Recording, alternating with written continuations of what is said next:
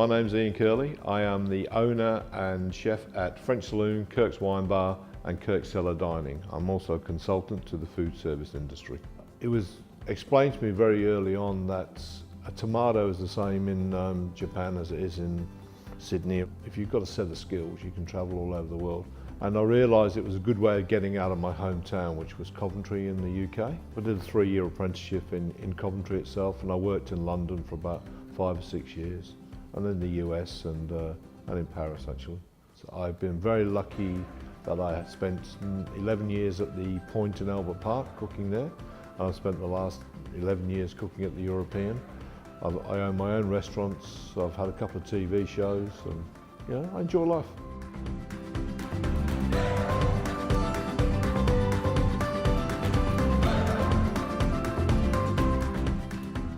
My next dish will be a kingfish salad, which is with pickled carrots, a gravlax sauce, and some essentially some flowers, a nice spring dish. I'll be dressing that with some extra virgin olive oil, more of a robust flavour just to lift the actual flavour of the fish through. We have here Hiramasa kingfish, which is from South Australia. It's a beautiful kingfish. It's just incredible, clean tasting flesh.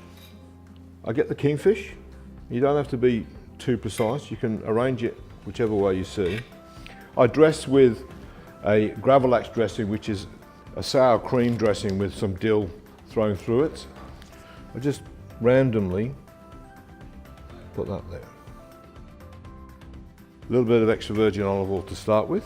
So basically what I want is just to have a hint of a taste of the extra virgin olive oil, but it's got to be so intense and robust and strong, it actually works in harmony with the fish itself. For this, let me pick up this smallish carrot, and then what I like to do is I like to put the chilli so you can at least see it and you know it's there, so that if anybody is averse to it, they don't have to have it. But I love the idea of the chilli being there.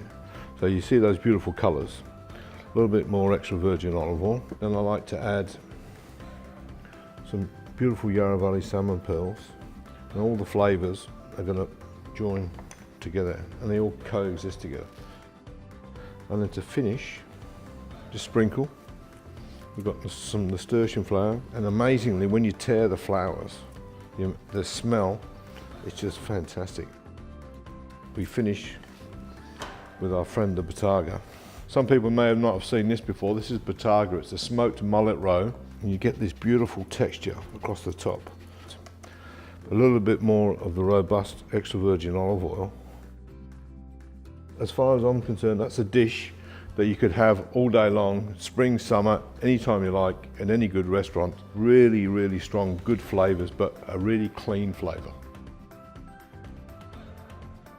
The next dish I'm going to prepare is something I've been cooking probably for 35 years, and it's a roast fillet of king salmon with sauce vierge.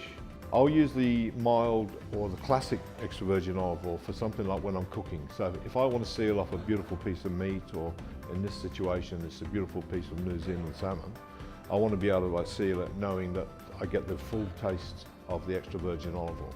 Now a lot of people think that you can't cook in extra virgin olive oil, which is not true, and I'll show that today.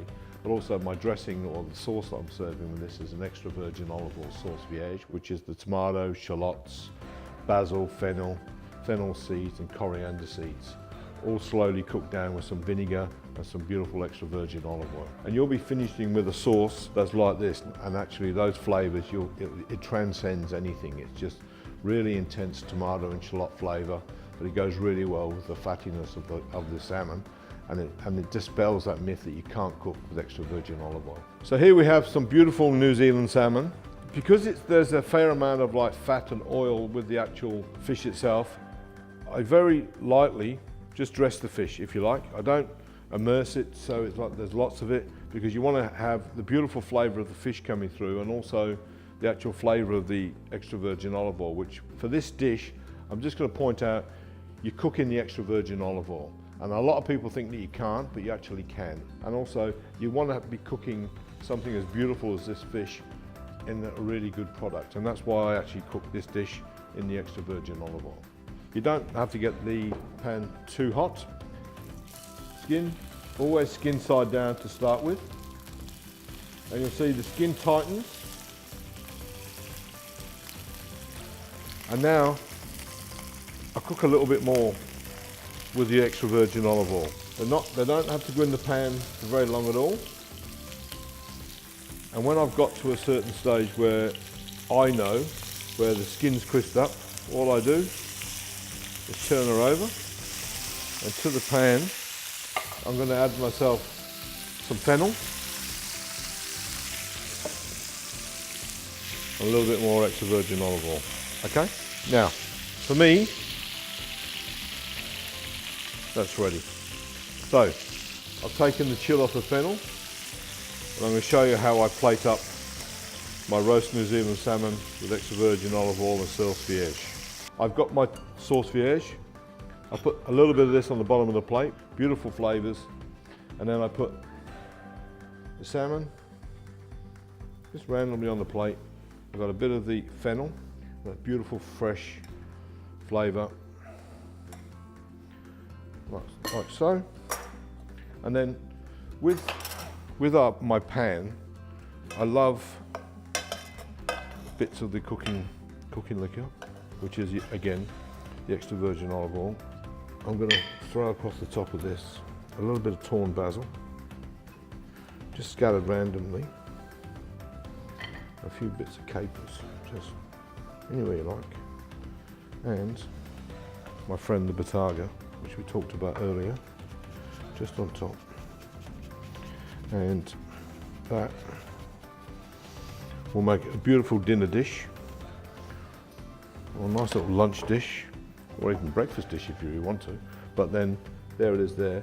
And that's my roast fillet of New Zealand salmon, extra virgin olive oil, roast tomato, sauce vierge, capers and fennel.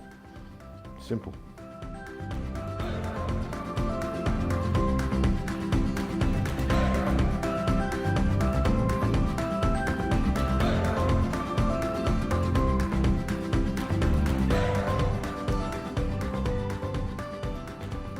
Some key things to always look for is fresh notes. Extra virgin olive oil comes directly from the fresh olives, so all the notes that we should perceive with either the smell or the palate should be really fresh notes. Could be anything ranging from fresh cut grass to ripe tomato, green tomato, rocket salad, apple, banana.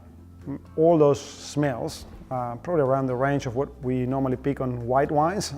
It could actually be in extra virgin olive oil. As well as bitterness and pungency, good positive attributes of extra virgin olive oil. The main antioxidants in the oil are bringing up those sensations in the mouth. But overall, and most importantly, good quality extra virgin olive oil should feel very clean and fresh in the mouth without leaving any type of oily or greasy feeling. And that's really what makes olive oil so exciting from the production point of view, is because it can clearly add a different dimension to most dishes by incorporating this additional flavor and this additional fresh sensation out of the fat. In the case of Australia, the code of practice from the Australian Olive Association is very important and widely followed by most honest and high quality producers in Australia.